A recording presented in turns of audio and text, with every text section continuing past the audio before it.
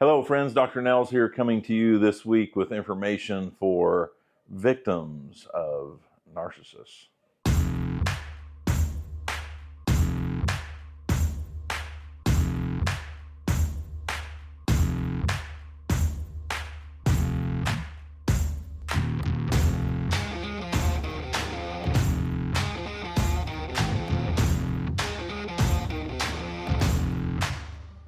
Hello friends, Dr. Nels here coming to you this week with more information on life, leadership, and business, helping build your values and principles so that you can be the best version of you. And this is a third and final week. It was a third unexpected episode on narcissists, narcissisms. And the first week we talked about what is a narcissist. Last week we talked about eliminating or setting boundaries for narcissists. And this week we want to talk to you about, or talk to victims of narcissists, or opportunities for victims of narcissists. And this was not a planned episode, but the reason we are doing this episode is the first week when the definition of narcissism episode launched, it took off like wildfire. And so for us in the Dr. Nels work, we've been doing literally for over a decade. I haven't done episodes that long, but it's our most watched episode, and we're not, huge influencers. That's never been my goal, to be an influencer. My goal has simply been to put out information, help people grow to be the best version of them. Really don't want to be an influencer. We just want to help people. That is our goal. But it hit a nerve. And so I'm talking to Kayla, who's holding the camera, and my wife. We've been talking about it, and she says, everybody tends to know a narcissist or know someone that's like that or on the scale of narcissism, and it's extremely relevant. And narcissists have harmed many people, and the comments that were placed after the first episode, if you go through and read them, even for someone like myself who has dealt with a good number of narcissists and continues to deal with narcissists today. Matter of fact, I had a leadership coaching session just earlier today, and we were dealing with a narcissistic person in the workplace.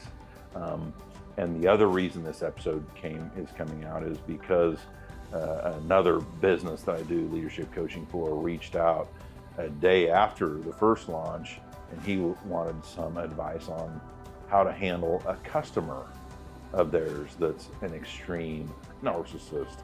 And so after an hour on the phone and driving home to the feed yard, we hopefully helped him and gave him some opportunities with a narcissistic customer, which then led us to, what about the victims of a narcissist? And so my experience has been in the business setting, I have seen narcissistic people take very successful people, very emotionally intelligent people, high flyers, high achievers that have accomplished a lot, entrepreneurs, etc. I've seen narcissistic people take them and literally almost destroy their mentality and their mojo, to the point of these people that they prey on, which are typically the people above them, because they need them out of their way. The narcissist needs them gone to continue to manipulate the world to get it as they see it and want it to be. These people that they're trying to get out of their way, they will make that person feel like they are the problem, as you all know. But if you're the victim of that from their shoes, I've had these wildly successful people literally talk to me, and when we've been going through these situations, say to me, maybe I'm the problem. It must be me, or things like that. And when you hear people that have been successful, and you know their moral cause, their moral compass, they're very noble, when you know they're convicted and they always want what's best for an organization or a team of people, they're always trying to move forward in the right direction, they're asking questions, they're willing to be coached, they listen, they are humble. And when you're dealing with people like that then are questioning their own abilities and who they are, and they start to think they're the problem, is when light bulbs start going off in my brain. And that's typically one of my other ways that I'm figuring them out, is not just simply identifying the narcissist by interacting with the narcissist, but when I'm dealing with leaders and coaching them and they're starting to talk to me about they can't figure it out, maybe they're the issue, maybe they are the problem, things like that, is when other bells start going off in my head. And the reason I'm talking about it is because, as you all know, if you're watching this and you're a victim, you knew they blew your mind, and you know what it's like to feel like you are the problem when you're feeling crazy. They make you feel crazy. And when that is happening, you get sucked further into the vortex, and then your self-worth starts to decline, and you think you're less than, etc. And that's all goals of narcissism and narcissists, so that they can, in the end, control you and manipulate you, and you'll buy into what they're wanting you to do. And it's a definite tragedy. And so if you've been a victim and you're on the other side and you're healthy now, kudos and congratulations to you, because you have been through some very evil ways of an evil person that is sometimes hard to get out of. And if you've gotten out of that, we are super jacked for you. You're a hell of a person. You've done some great things. And we need you to speak up more and try to help those that are in the web of narcissistic people today. Or how do we help them identify these people? If you're a victim currently and you haven't figured out how to get out of it, you need to accept that it's okay. You're in the web. You're not less than. Your self-worth is not less than. You are a wonderful person. You are not the crazy one. You are not the evil one. You're not the problem person. And you need to accept that that's okay, but identify you're okay, and then get help. You need to seek help. I tell people, pastors, because I don't trust 70% of counselors. Counselors watching this probably won't like me, but I think many counselors will understand there are some very terrible counselors. There's some pastors out there probably not qualified. Whoever you're going to reach out to, make sure they're damn good. Ask around, because counselors can be dangerous too. I'm a very practical counselor. I'm a very practical psychologist.